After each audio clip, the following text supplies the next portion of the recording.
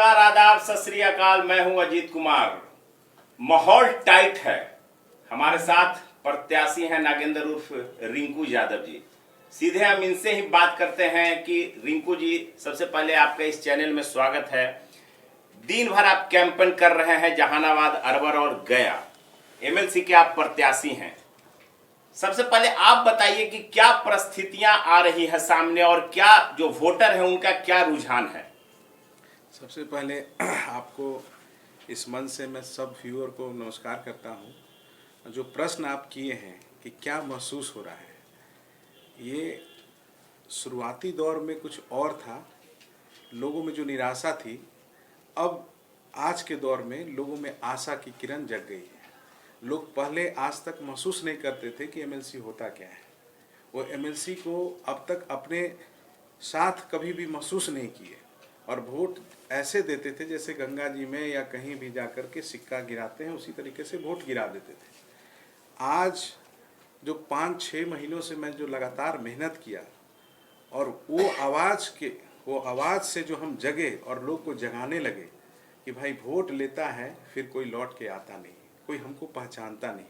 जो आवाज़ थी जो हमको सोने नहीं दिया, और उस आवाज़ के को सुन करके जो लोग के बीच में हम गए, आज सब लोग लगभग लोगों में जो आशा, जो आज हम कहीं जाते हैं तो लगभग 2 घंटा 4 घंटा विलम्ब भी हो जाता है तो लोग बड़ा उस निगाह से मेरा इंतज़ार करते हैं कि जैसे इस बार एमएलसी हमको बनना है। हम तो मात्र, मेरा नाम कुमार नागेंद्र है। इस बार तीनों जिला में जितने भी मुखिया जी हैं, वार्ड महोदय हैं, पंचायत समिति जिला परिषद के सदस्य हैं, सब लोग अपना नाम कुमार नागेंद्र समझ करके नॉमिनेशन 14 तारीख को की। 14 तारीख को नॉमिनेशन करके इस बार एमएलसी बनने के लिए सब लोग तैयार हैं। सब इस बार एमएलसी की ताकत को महसूस करने के लिए वो ललक में है। वो लग रहा है कि 4 तारीख कब आए वो दिन, वो दरवाज़ा खुले। जो मेरे साथ जो समस्या है, वो मुद्दा जो हम लोग बनाए हैं, उस मुद्दों के साथ हम ताकत के साथ सरकार से सदन में आवाज़ बुलंदी से उठाएं। और रिंकू जी, आपके सामने जो है वो पूरे तीनों जो है वो जिले में सिर्फ 3 उम्मीदवार हैं। क्या लगता है कि चूंकि जो एनडीए से जो उम्मीदवार हैं वो पहले से जीती हुई हैं, मनोरमा देवी हैं, आप नए हैं, एक और भी प्रत्याशी हैं सत्येंद्र शर्मा, वो नए हैं, तो ये जो रामविलास पार्टी के जो उम्मीदवार हैं वो जो खड़े हैं, तो वो उससे आपको कितना प्लस है और कितना नुकसान है, क्या लग रहा है, या किनको ज्यादा नुकसान और फायदा होने की संभावना लग रही है? सर, हम शुरू से ही बोले कि हम चुनाव जो लड़ने आए हैं वो हम जीतने के लिए नहीं आए हैं, हम सबको बनाने आए हैं। हमको ये नहीं पता है कि चुनाव में कौन सामने लड़ रहा है। ये इस बार की लड़ाई जो है ना, हम नहीं लड़ रहे हैं, शुरू से ही बोल रहे हैं सर कि लड़ाई सीधा उस मानसिकता के खिलाफ है जो 20 वर्षों से जो जिस तरीके से लड़ा जा रहा था और अब भी लड़ने का जो प्रयास हो रहा था, आज भी जितने लोग लड़ रहे हैं उनकी मानसिकता क्या है? पैसे के आधार पे वोट लेना। हम सबको चले हैं कि आँख खुलवाने, कि जिस तरीके से वोट दे रहे हैं, ये वोट नहीं, अपना 5 वर्ष पे फांसी का फंदा लटकाने चले हैं। हम सबको बताया कि ये वोट के जरिए अपना भविष्य तय करते हैं। ये वोट जिस तरीके से दिया जा रहा था, इस बार वैसे वोट मत दीजिएगा। लोगों में जो उत्साह दिख रहा है वो सबको दरकिनार करके इस बार की लड़ाई एमएलसी बनने के लिए नहीं है। इस बार की लड़ाई ग्राम सभा की लड़ाई है। इस बार की लड़ाई ये तमाम लोगों का जो अधिकार छिन गया है, लोगों का मान सम्मान जो खत्म हुआ है, इस बार की लड़ाई उनके वेतन पर चर्चा और वेतन की लड़ाई है। वो चाहते हैं कि जो करोड़ों रुपया लुटा जाता है हमारे पंचायत से, हम उसकी रखवाली करें। कैसे रखवाली करें? जब हमारा पेट और हमारे परिवार के बारे में जब सरकार सोचेगा, जब हमको वेतन मिलेगा, अगर मजदूरी भर भी हमको अगर वेतन मिल जाता है तो देखिएगा जो पंचायत में जो राशि आती है, उस राशि को किस तरीके से हम जमीन पे उतार के दिखलाएंगे। हम लोगों से जब बात करते हैं, सब में वो ललक है कि हम कुछ करके दिखाएं इस बार, लेकिन वो बाध्य हैं। जो परिस्थिति ऐसा है कि लोग उस भ्रष्टाचार के गंगा में डुबकी लगाने के लिए मजबूर हो रहे हैं। रिंकू जी, एक सबसे बड़ा सवाल है कि आप काफ़ी दिनों से चुनावी मैदान में हैं। अब चुनाव काफ़ी नज़दीक है, 4 तारीख को वोट कास्ट होने वाला है। अभी तक आप एज ए प्रत्याशी क्या महसूस कर रहे हैं कि फाइट दो प्रत्याशियों में या त्रिकोणात्मक होने वाला है? नहीं, एकदम सीधा सीधी सर, देखिए हम ईमानदारी से बोलते हैं, सीधा सीधी इस बार की लड़ाई वैसे मानसिकता सब लोग इस बार तैयार हैं। हम सीधा कहते हैं, किसी प्रत्याशी का हम नाम नहीं लेना चाहते हैं, और कौन लड़ रहा है हम कभी देखे भी नहीं, हमारे मुंह से कभी कभी एक ही चीज़ है मेरे में, सीधा सीधा उस मानसिकता के खिलाफ हम सबको लड़ना है। हम उसी के खिलाफ लड़ पड़े हैं और कूद पड़े हैं, और लोग मेरे साथ हजारों की संख्या में, जितने भी मुखिया जी, पंचायत समिति, सब लोग इस बार लड़ाई लड़ने के लिए तैयार हैं। जब हम क्षेत्र में पूछते हैं कि आपका नाम क्या है, सब लोग बोलते हैं कि मेरा नाम कुमार नागेंद्र है। उसी दिन लगता है कि मेरा तपस्या सफल हुआ। हम 7 तारीख का इंतजार नहीं कर रहे हैं, आज ही हमको सब कुछ मिल गया। बिल्कुल बिल्कुल। आप पिछला बार भी चुनाव लड़े थे एमएलसी का, इस बार भी चुनाव लड़ रहे हैं, दोनों में परिस्थितियों में आप क्या अंतर महसूस कर रहे हैं? पिछले बार अचानक हम आए थे, हम कभी भी नहीं सोचे थे कि हम चुनाव लड़ेंगे। हर कोई जीवन में, हर कोई अपना रास्ता तय कर लेता है। हम ईमानदारी से एक रास्ता तय कर लिए थे, और सबों की कृपा से, ईश्वर की कृपा से हम उस रास्ते में बहुत आगे निकल गए थे। जो हम चाहा उससे बहुत आगे निकल गए थे, लेकिन कुछ शब्द ऐसा था जो हमको मजबूर किया आपके बीच में आने के लिए, लोग के बीच में।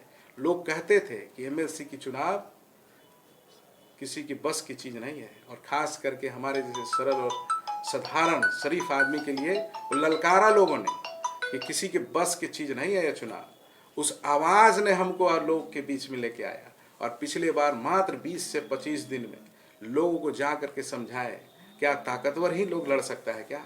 शरीफ का कोई स्थान नहीं है क्या? क्या विचारधारा कहीं बची है क्या? कि सब लोग जिस तरह के मानसिकता के लोग चुनाव लड़ते हैं, आगे आने वाला हमारा जनरेशन उसी को देखेगा क्या? 20 दिन की कड़ी मेहनत में उस बार हम अकेले घूमते थे, आज भी हम अकेले ही घूमते हैं, लेकिन आज काफ़ी लोगों का साथ है। 20 दिन की मेहनत में लोगों को हम जगाने का प्रयास किए, और 20 दिन में ही हमको पैसा से नहीं, 1000 वोट के आसपास में मिला। लगा उस दिन हम 1 वोट मांगने निकले थे, हमको 1000 वोट मिला उस दिन लगा। आज भी लोग जिंदा हैं। रिंकू बाबू, स्थानीय प्राधिकार क्षेत्र से 24 एमएलसी विधान परिषद में बैठते हैं।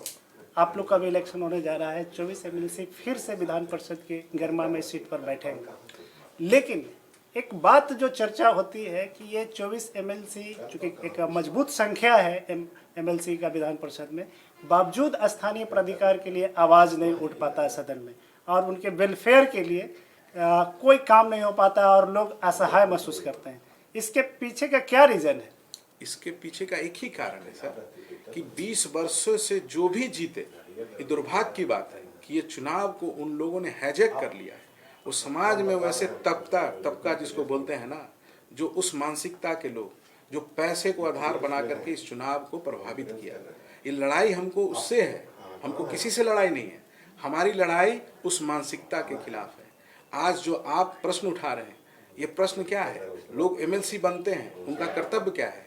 उनका कर्तव्य है कि लोगों की बात को, उनकी समस्याओं को सरकार के कान तक रखे, सदन में रखे।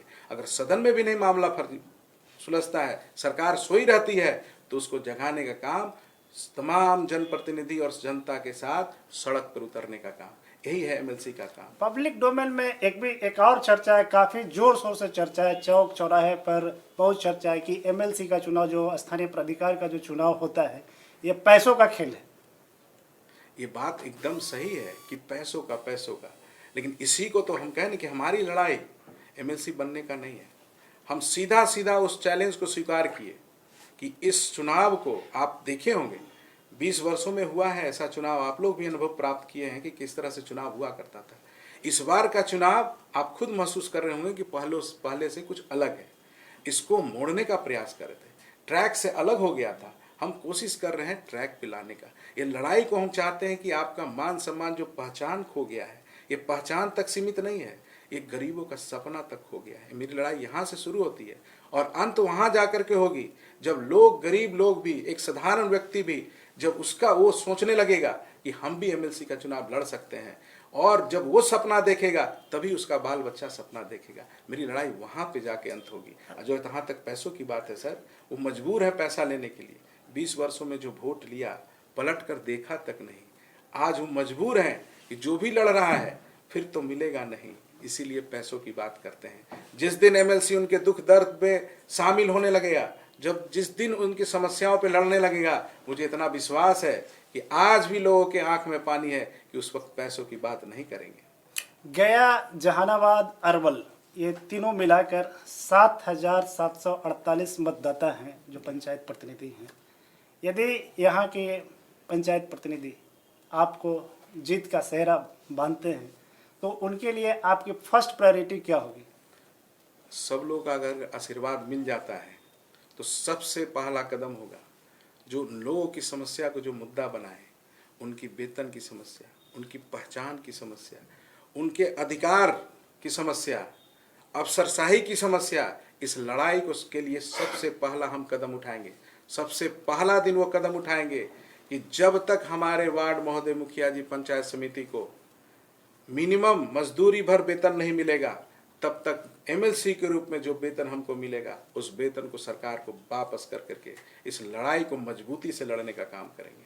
और वहाँ से भी नहीं सरकार सुनेगी तो सड़क पर जाएंगे। लेकिन सबसे पहला मेरा कदम होगा उस सरकार को अपना वेतन वापस करके, जब तक नहीं लेंगे तब तक, जब तक उन लोगों को मिनिमम मजदूरी भर भी वेतन ना मिले।